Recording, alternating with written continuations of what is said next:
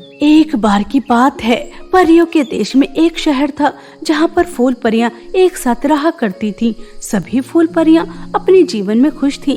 जिस तरीके से आम जिंदगी व्यतीत होती है, उसी तरह फूल परियों की भी जिंदगी व्यतीत होती थी। वह सभी फूल परियां अपना जीवन फूलों के ऊपर व्यतीत करती थीं। लेकिन जब कभी तूफान या बारिश आया करती थी तो उनके घर खराब हो जाया करते थे और उन्हें बहुत समय के लिए घर से बेघर होना पड़ता था। ऐसे ही समय बीत रहा था और एक दिन अचानक फूल परी शहर में बहुत तेज तूफान आ जाता है, बहुत तेज बारिश आ जाती है, जिस वजह से एक गरीब फूल परी का घर बुरी तरह से टूटकर बिखर जाता है। उसके 2 बच्चे और उसका पति बेघर हो जाते हैं। तभी लाल फूल परी अपने पति से कहती है, अजी देखिए ना, क्या अनर्थ हो गया। हम तो घर से बेघर हो गए। बारिश और तूफान आया और हमारे घर को अपने साथ ले गया और हमें बेघर कर गया। अमीर फूल परियां तो ठीक है, उन्होंने तो अपने फूलों के घर थोड़े पक्के बना रखे हैं, जिस वजह से वो तो बेघर नहीं हुई और हम जैसी गरीब फूल परियां के ऊपर बहुत बड़ी मुसीबत आ पड़ी। अब क्या होगा, कुछ भी समझ में नहीं आ रहा। मम्मी, एक बार मैं बाहर गई थी। मैंने अमीर फूल परियों का एक घर देखा था, बहुत ही ज्यादा सुंदर था। अगर आप दोनों ऐसा घर बना सकते हैं तो फिर हम बारिश और तूफान के कहर से बच जाएंगे। वह घर गुलाब का था, बहुत ही ज्यादा सुंदर और बहुत ही ज्यादा मजबूत था। आपको भी ऐसा ही घर बनाना चाहिए। हाँ, वह घर तो मैंने भी देखा है। पूरे शहर में एक ही ऐसा घर है, लेकिन वह घर मैं भी बना सकता हूँ। मेरी प्यारी बेटी, मैं और तुम्हारे पापा गुलाब की पंखुड़ियाँ इकट्ठा करने जा रहे हैं। हमारे पास रहने के लिए कोई घर नहीं है, इसलिए तुम्हें अपनी बहन का बहुत अच्छे से ख्याल रखना होगा, ठीक है? वो अभी बहुत छोटी है, हमें थोड़ा समय लग जाएगा। मम्मी, आप चिंता मत कीजिए, मैं छोटी का बहुत अच्छे से ख्याल रखूंगी। लेकिन थोड़ा जल्दी आ जाना, रात होने वाली है और आप तो जानती ही हैं कि रात को हमारे गाँव में किस तरह से चुड़ैलों का साया आता है। डरावनी आवाजें आती हैं। मुझे चुड़ैलों से बहुत डर लगता है। ठीक है मम्मी, थोड़ी जल्दी आने की कोशिश करना। मेरी प्यारी बच्ची, हम पूरी कोशिश करेंगे जल्दी आने की। आखिर हमें गुलाब का घर भी तो बनाना है जिसके अंदर हम सुरक्षित रह सकें। अच्छा, अब हम चलते हैं। अपना और अपनी बहन का ख्याल रखना। ऐसा कहकर लाल फूल परी अपने पति के साथ अपनी दोनों बेटियों को अकेला छोड़कर गुलाब की पंखुड़ियाँ इकट्ठा करने चली जाती है, ताकि वह एक विशाल और मजबूत गुलाब का घर बना सके और उसके अंदर सुरक्षित रह सके। गुलाब की पंखुड़ियाँ ढूंढते थोड़ा ज्यादा समय हो जाता है। रात होने लगती है। तभी लाल फूल परी की छोटी बेटी अपनी बड़ी बहन से कहती है, दीदी, बहुत तेज भूख लगी है, कुछ खाने को दे दो। मम्मी और पापा तो पता नहीं कितने समय बाद आएंगे, मुझे कुछ खाने को दे दो, बहुत भूख लगी है। अरे मेरी प्यारी बहन, तुम्हें भूख लगी है, मुझे पता है, लेकिन मेरी प्यारी बहन, बारिश और तूफान की वजह से हमारा घर टूट गया और घर में जो भी राशन पानी रखा था वो भी सब बह गया, कुछ भी नहीं बचा। जब मम्मी पापा गुलाब की पंखुड़ियाँ लेकर आ जाएंगे और वह गुलाब का घर बना लेंगे, तभी तो हमें कुछ खाने के लिए मिलेगा। नहीं दीदी, मुझे तो बहुत तेज भूख लगी है, मैं और बर्दाश्त नहीं कर सकती। मुझे खाना चाहिए, बस मुझे खाना दो। छोटी को तो इतनी ज्यादा तेज भूख लगी है और मम्मी पापा का कोई अता पता नहीं कितने समय बाद आएंगे। रात का अंधेरा हो गया। छोटी को यहाँ इस तरह अकेला छोड़कर भी कैसे जाऊं? लेकिन मुझसे इसकी भूख भी तो नहीं देखी जा रही। अच्छा ठीक है छोटी, मैं तुम्हारे खाने का कुछ बंदोबस्त करके लेकर आती हूँ, लेकिन तुम यहाँ से कहीं मत जाना, इसी जगह पर बैठी रहना, ठीक है? इस तरह से लाल फूल परी की बेटी गुलाबी फूल परी अपनी छोटी बहन के लिए खाने का बंदोबस्त करने चली जाती है। गुलाबी फूल परी के जाते ही वहाँ पर एक काली चुड़ैल आ जाती है और वह मासूम छोटी सी प्यारी सी सफेद फूल परी को देखकर बहुत ही ज्यादा खुश होती है। यह फूल परी की मासूम सफेद फूल परी किसकी है? इसे यहाँ पर किसने अकेला छोड़ दिया मेरा शिकार होने के लिए? अरे वाह, इस बारिश और तूफान की वजह से मेरी तो लॉटरी ही निकल आई। मुझे फूल परी की मासूम बेटी मिल गई। अब मैं इसे खा जाऊंगी और उसके बाद मैं भी इसकी तरह सुंदर हो जाऊंगी। सभी फूल परियों ने अपने बच्चों को मुझ जैसी काली चुड़ैल से बचा के रखा है ना। अब मैं देखती हूँ कि इसे कैसे बचा पाती हैं। इसे तो मैं खा जाऊंगी और सुंदर हो जाऊंगी। ऐसा सोचकर काली चुड़ैल बेचारी सफेद फूल परी को उठाती है। उसके बड़े बड़े नाखून उस मासूम बच्ची को जख्मी कर देते हैं और वह जैसे ही सफेद फूल परी को खाने वाली होती है तभी गुलाबी फूल परी आ जाती है और अपनी बहन को काली चुड़ैल के हाथों में देखती है तो उसके पैरों तले जमीन खिसक जाती है और वह जल्दी से एक मोटा सा डंडा उठाती है और पीछे से उसके ऊपर वार कर देती है और उसकी इतनी ज्यादा पिटाई करती है कि काली चुड़ैल बेहोश हो जाती है और गुलाबी फूल परी की छोटी बहन पूरी तरह से जख्मी हो जाती है। यह देखकर वह बहुत रोती है।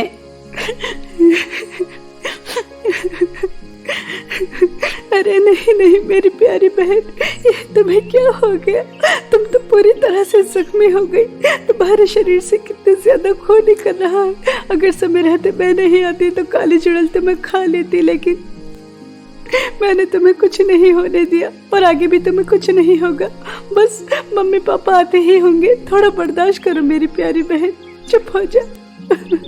इस तरह से गुलाबी फूल परी बहुत रो रही थी कि तभी लाल फूल परी अपने पति के साथ गुलाब की पंखुड़ियां बहुत सारी इकट्ठी करके लेकर आ जाती है और वो वहां आकर अपनी बेटी को रोता देख उससे कहती है, अरे मेरी प्यारी बच्ची, मुझे माफ कर दो। तूफान की वजह से गुलाब के फूल मिल ही नहीं रहे थे और उनकी पंखुड़ियां इकट्ठा करना बहुत ही ज्यादा मुश्किल था, इसलिए हमें थोड़ा समय लग गया। मेरी प्यारी बच्ची चुप हो जाओ, रो मत। आज के बाद इतना समय कभी नहीं लगेगा। मम्मी मैं इसलिए नहीं रो रही कि आप देर से आई हो, मैं तो इसलिए रो रही हूँ। देखिए छोटी को काली चुड़ैल ने किस तरह से जख्मी किया, उसे बहुत दर्द हो रहा है। अगर मैं समय पर नहीं आती तो काली चुड़ैल मेरी बहन को खा जाती और उसके बाद मैं अपने आप को कभी माफ नहीं करती। इसे जल्दी से आप डॉक्टर के पास ले जाओ। गुलाब का घर आप बाद में बना लेना। अरे मेरी प्यारी बच्ची, यह तो बहुत ही ज्यादा जख्मी है। अजी आप सुनिए, हम अपना घर बाद में बना लेंगे, पहले हम अपनी बेटी को डॉक्टर के पास लेकर चलते हैं। इसे तो काली चुड़ैल ने पूरी तरह से जख्मी कर दिया। लाल फूल परी अपनी छोटी बेटी को उठाती है और अपने पति के साथ उसे फूल परी के देश के एक अच्छे डॉक्टर के पास लेकर जाती है। वह डॉक्टर उसकी बेटी का इलाज करती है। तभी वह लाल फूल परी से कहती है, देखिए लाल फूल परी, आपकी बेटी को काली चुड़ैल ने जख्मी किया है। उसका जहर इसके शरीर में बढ़ता जा रहा है। आप इतनी लापरवाह कैसे हो सकती हैं? आपने अपनी बेटी को अकेला क्यों छोड़ा? क्या आप जानती नहीं फूल परी के देश पर काली चुड़ैल की कितनी बुरी नजर है? वह किसी भी मासूम बच्चे को अकेला नहीं छोड़ती। वह भी तुम जैसी फूल परियों की तरह सुंदर होना चाहती है और वह तभी हो सकती है जब वह फूल परी के किसी बच्चे को खा सकेगी। आपको थोड़ा ध्यान रखना चाहिए, अपने बच्चों को इस तरह अकेला नहीं छोड़ना चाहिए। देखिए डॉक्टर, आप तो जानती ही हैं बारिश और तूफान की वजह से हम जैसी गरीब फूल परियों के घर किस तरह से तबाह हो गए। हमारे पास रहने के लिए घर नहीं थे, बस उसी के लिए गुलाब की पंखुड़ियां ढूंढ रहे थे और समय लग गया। आगे से ध्यान रखेंगे। लेकिन डॉक्टर, मेरी बेटी ठीक तो हो जाएगी ना?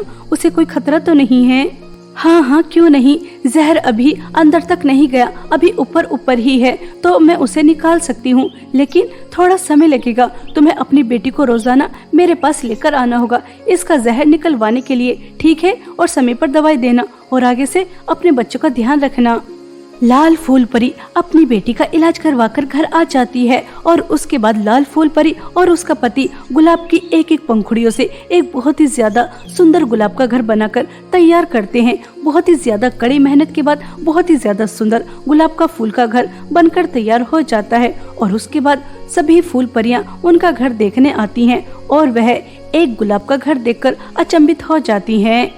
अरे वाह लाल फूल परी, तुम्हारे पति ने तो कमाल ही कर दिया। कितना ज्यादा सुंदर गुलाब का घर बनाया है। यह तो फूल परी की रानी के घर से भी ज्यादा सुंदर है। तुम्हारे पति के हाथों में तो जादू है, जादू। अब यह घर कितनी भी तेज बारिश से, कितनी भी तेज तूफान से टूटेगा नहीं। लाल फूल परी, क्या तुम हमारा भी घर अपने घर की तरह बनवा सकती हो?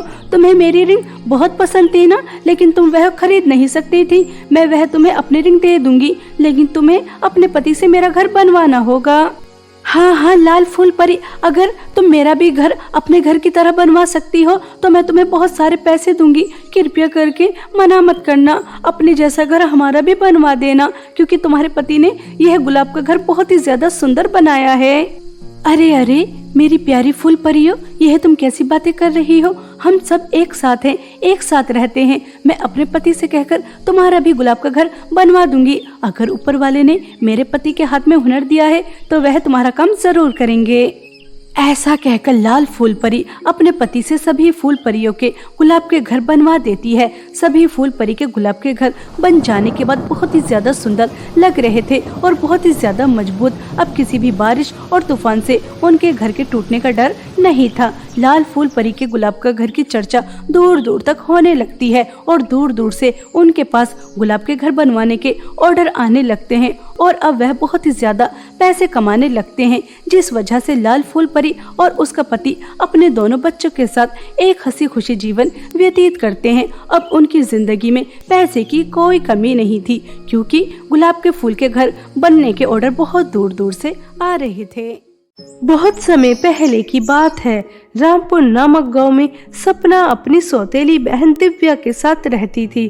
कुछ समय पहले ही एक हादसे में सपना के पिता और दिव्या की मां की मृत्यु हो जाती है। सपना को तो अपने माता पिता का इस दुनिया से चले जाने का बहुत दुख होता है, लेकिन दिव्या को अपने माता पिता का इस दुनिया से जाने का जरा भी दुख नहीं होता। उनके जाने के बाद दिव्या 24 घंटे घर से बाहर रहती, दोस्तों के साथ घूमती, पार्टी करती, शॉपिंग करती और अगर कभी सपना दिव्या को समझाने की कोशिश करती तो वह उसकी एक नहीं सुनती। ऐसे ही कुछ दिन बीत जाते हैं। एक दिन दिव्या रात के समय शराब के नशे में धुंध आती है। यह देखकर सपना चौंक जाती है और वह दिव्या को जोर से थप्पड़ मारती है और उससे कहती है, दिव्या, तुम्हारी हरकतें दिन पर दिन बढ़ती जा रही हैं। तुम शराब भी कराई हो और वो भी इतनी ज्यादा। दिव्या, माँ पिताजी के सामने तो तुम ऐसी बिल्कुल भी नहीं थी, लेकिन अब तो तुम बिल्कुल बदल गई। बस पैसे उड़ाती हो, लुच्चे लफंगे दोस्तों के साथ घूमती हो। तुम्हें ऐसा नहीं करना चाहिए, यह गलत बात है। तुम्हारी पढ़ने लिखने की उम्र है, अपनी पढ़ाई पर ध्यान दो। यह सब मत करो। मैं तुम्हारी सौतेली बहन हूँ, दुश्मन नहीं जो तुम मेरी बात नहीं सुनती। मैं तुम्हारे भले के लिए ही कह रही हूँ। सुन बहन जी, तुझे कुछ नहीं पता, ये सब आजकल का फैशन है। मैं वही काम कर रही हूँ जिस काम करने में मुझे खुशी मिलती है। जब मेरे पास इतने सारे पैसे हैं तो मुझे पढ़ाई करने की क्या जरूरत। और तू मेरी माँ बनने की कोशिश मत कर। मेरी माँ की चीख चीख सुनते सुनते मैं बड़ी हुई हूँ और अब तू मेरी माँ बनने की कोशिश कर रही है। मैं लफंगे लुच्चे दोस्तों के साथ घूमूं या पैसे उड़ाऊं, मेरी लाइफ, मेरी मर्जी। इसमें तुझे इंटरफेयर करने की कोई जरूरत नहीं है। और चल हट मेरे रास्ते से। आज तो तूने मुझे मारा, अगर आज के बाद तूने मुझे हाथ भी लगाने की कोशिश की तो मैं तेरा हाथ तोड़ दूंगी। समझ आ रही है बहन जी? ऐसा कहकर दिव्या अपने रूम में चली जाती है। बेचारी सपना, वह अपनी बहन को सही रास्ते पे लाना चाहती थी, लेकिन दिव्या उसकी एक नहीं सुनती। ऐसे ही कुछ दिन बीत जाते हैं। एक दिन सपना शॉपिंग करने मॉल जाती है, लेकिन वह कुछ खरीद ही नहीं पाती क्योंकि उसके क्रेडिट कार्ड में पैसे नहीं थे। तभी सपना सोचती है, अरे ऐसा कैसे हो सकता है, मेरे अकाउंट में पैसे क्यों नहीं है। कितने समय बाद मैं शॉपिंग करने आई हूँ, लेकिन कर ही नहीं पा रही। दिव्या तो रोज पैसे उड़ा रही है, उसके पास इतने पैसे कहाँ से आ रहे हैं। मुझे घर जाकर दिव्या से पूछना चाहिए। ऐसा सोचकर सपना घर आ जाती है। सपना घर आकर देखती है तो दिव्या अपने दोस्तों के साथ बहुत मौज मस्ती से पार्टी कर रही थी। तभी सपना दिव्या से कहती है, दिव्या, यह तुम रोज रोज इतनी ज्यादा पार्टी, इतनी ज्यादा शॉपिंग कहाँ से कर रही हो। मैं तो अपने लिए एक सूट खरीदने गई, मैं वो भी नहीं खरीद पाई क्योंकि मेरे क्रेडिट कार्ड में पैसे ही नहीं थे। ऐसा कैसे हो सकता है? माँ पिताजी ने तो हम दोनों के अकाउंट में बराबर ही पैसे डाले थे, फिर मेरे अकाउंट में पैसे क्यों नहीं हैं? तभी दिव्या हंसते हुए सपना से कहती है,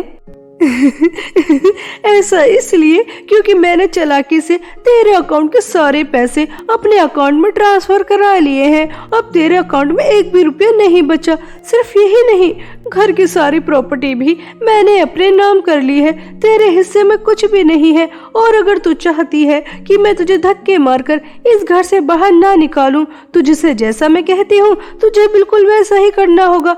अब चल जल्दी से मेरे दोस्तों के लिए अच्छा अच्छा खाना बना। अब इस घर में तू मेरी नौकरानी बन के रहेगी, मेरी सौतेली बहन नहीं। दिव्या, यह तो बहुत गलत बात है।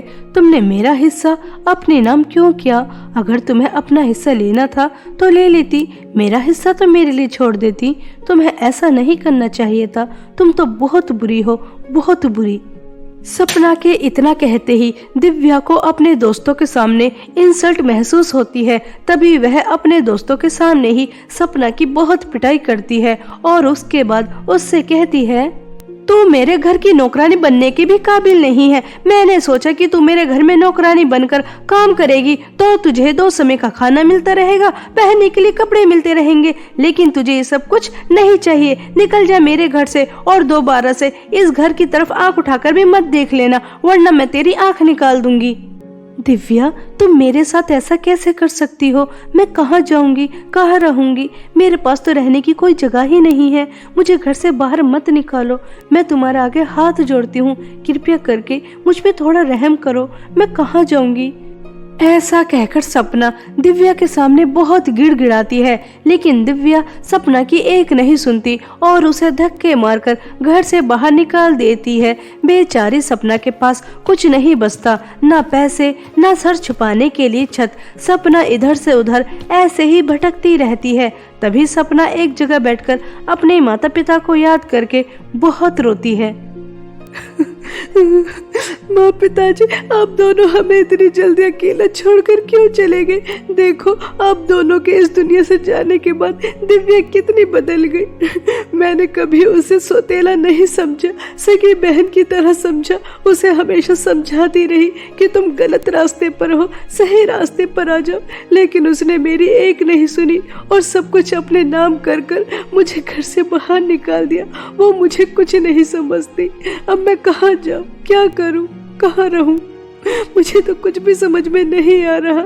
मैं दिव्या को समझाने की कितनी कोशिश करती हूँ, लेकिन वो अपने लुच्चे लफंगे दोस्तों के साथ खुश है, लेकिन अपनी सौतेली बहन के साथ नहीं। वो मुझे अपना दुश्मन समझती है, दुश्मन। इसलिए ही तो उसने मुझे घर से बाहर निकाला। ऐसा कहकर सपना बहुत रो रही थी। तभी सपना की नजर एक बूढ़ी औरत पर जाती है जो जंगल में अपनी झोपड़ी बनाने की कोशिश कर रही थी, लेकिन बूढ़ी होने की वजह से वह झोपड़ी नहीं बना पा रही थी। तभी सपना उस बूढ़ी औरत के पास जाती है और उनसे कहती है, लाइए अम्मा जी, ये झोपड़ी बनाने में मैं आपकी मदद करती हूँ। बेटा, तुम्हारा बहुत बहुत धन्यवाद। मुझे मेरे घर से मेरे बेटे ने धक्के मारकर बाहर निकाल दिया। मेरे पास रहने की कोई जगह नहीं थी, इसलिए जंगल में आकर झोपड़ी बना रही हूँ। जो भी समय बचा है उसे इसी जंगल में काट लूंगी। मगर बेटा, तुम इतने घने जंगल में अकेली क्या कर रही हो? क्या तुम्हारा भी इस दुनिया में कोई नहीं है? हाँ अम्मा जी, ऐसा ही समझो, मेरा भी इस दुनिया में कोई नहीं है। बचपन में ही माँ छोड़कर चली गई। पिताजी ने दूसरी शादी की। सौतेली माँ बहुत अच्छी थी, लेकिन कुछ समय पहले सौतेली माँ और पिताजी भी छोड़कर चले गए। बची एक सौतेली बहन, उसने मुझे धक्के मारकर घर से बाहर निकाल दिया, मुझसे मेरा सब कुछ छीन लिया। मेरे पास रहने के लिए कोई जगह नहीं है, इसलिए इस जंगल में भटक रही हूँ। 2 दिन से कुछ खाया भी नहीं है। तो क्या हुआ बेटा, तुम मेरे साथ इस झोपड़ी में रह लेना। सपना बहुत मेहनत और लगन से उस झोपड़ी को बनाकर तैयार कर देती है। अब दोनों उस झोपड़ी के अंदर रहने लगती हैं। सपना अपना और उस बूढ़ी औरत का पालन पोषण करने के लिए जंगल से लकड़ियां काटकर बेचने जाया करती थी और जो भी पैसे कमाती थी उससे अपना और उस बूढ़ी औरत का पालन पोषण करती थी। अब दोनों के बीच में एक बहुत अच्छा रिश्ता बन जाता है। सपना उस बूढ़ी औरत की बहुत सेवा करती है, उन्हें किसी चीज की कोई कमी नहीं होने देती। चाहे खुद को एक समय भूखा रहना पड़ जाता, लेकिन उन्हें दोनों समय का खाना खाने के लिए देती थी। ऐसे ही समय बीत रहा था। एक दिन सपना घर आकर देखती है तो वह बूढ़ी अम्मा घर पर नहीं होती, बल्कि उस झोपड़ी के अंदर एक बहुत सुंदर परी होती है, जिसे देखकर सपना चौंक जाती है। परी, वो भी मेरी छोटी सी झोपड़ी में? अम्मा जी कहाँ हैं?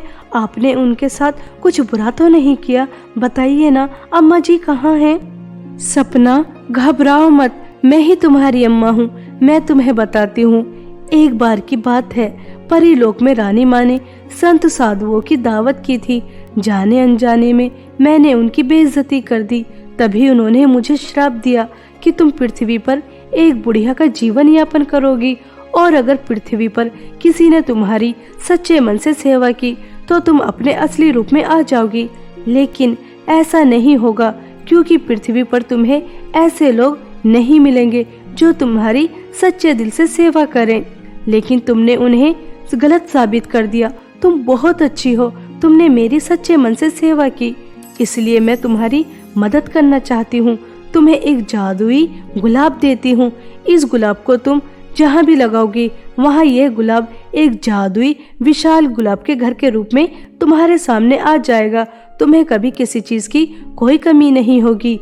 उस परी की बातें सुनकर सपना बहुत खुश हो जाती है और परी जादुई गुलाब देकर परीलोक चली जाती है और सपना उस जादुई गुलाब को जमीन पर लगा देती है। तभी उसके सामने एक विशाल जादुई गुलाब का घर बनकर उसके सामने आ जाता है। सपना उस घर के अंदर जाती है तो वहाँ सब कुछ होता है, जिसकी मदद से सपना एक बहुत सुखी जीवन बिताती है और अपने जादुई विशाल गुलाब के घर की मदद से सभी गरीब और अनाथ लोगों की भी बहुत मदद करती है। सपना की गांव में बहुत प्रशंसा होने लगती है। जब इस बात की खबर दिव्या को लगती है तो वह आग बबूला हो जाती है, क्योंकि उसके बुरे स्वभाव की वजह से उसके पास ना तो पैसे बचते हैं और ना ही घर बचता है। वह सड़क पर भीख मांग मांग कर अपना गुजारा कर रही थी। तभी एक दिन दिव्या सोचती है, मैंने अपनी बुरी आदतों और बुरे स्वभाव की वजह से सब कुछ खो दिया। भीख मांग मांग कर अपना गुजारा कर रही हूँ और वह सपना की बच्ची अपने अच्छे स्वभाव की वजह से कैसे जादुई विशाल गुलाब घर के अंदर रह रही है और गांव वालों की मदद कर रही है। सपना की बच्ची, मैं तेरे घर को जला दूंगी। अगर मेरे पास कुछ नहीं बचा तो तेरे पास भी कुछ नहीं बचेगा। ऐसा सोचकर दिव्या एक दिन सपना का जादुई विशाल गुलाब घर जलाने के लिए चली जाती है और जैसे ही दिव्या उस घर को जलाने की कोशिश करती है तो दिव्या के चारों तरफ आग लग जाती है। दिव्या जोर जोर से चिल्लाती है। तभी जादुई विशाल गुलाब घर से आवाज आती है, दिव्या, तूने अपनी बुरी आदतों से अपना सब कुछ खो दिया। सपना ने तुझे कितने समझाने की कोशिश की, लेकिन तूने उसकी एक नहीं सुनी और उसका हिस्सा भी तूने ले लिया। अब तू सपना को और बर्बाद करना चाहती है, लेकिन ऐसा नहीं होगा। सपना के साथ उसका जादुई विशाल गुलाब घर है। अब उसका कोई भी बाल विवाह का नहीं कर सकता। अगर तुझे अपनी जिंदगी प्यारी है तो दोबारा से इस घर की तरफ आंख उठाकर भी मत देखना, वरना इस बार तो मैं तुझे छोड़ रहा हूँ, अगली बार नहीं छोड़ूंगा। समझ आ रही है दुष्ट दिव्या? दिव्या अपनी जान बचाकर उल्टे पैरों वहां से भाग जाती है और वह दोबारा सपना के जादुई विशाल गुलाब घर की तरफ आंख उठाकर भी नहीं देखती। इसी तरह सपना अपने अच्छे स्वभाव और अच्छी आदतों की वजह से जादुई विशाल गुलाब घर की मदद से गांव के सभी गरीब और अनाथ बच्चों की मदद करती है और खुद भी एक हंसी खुशी जीवन बिताती है। लेकिन वहीं दूसरी तरफ दिव्या अपने बुरे स्वभाव और बुरे आदतों की वजह से भीख मांग मांग कर अपना गुजारा कर रही थी। उसने अपने ही हाथ से अपना सब कुछ गंवा दिया।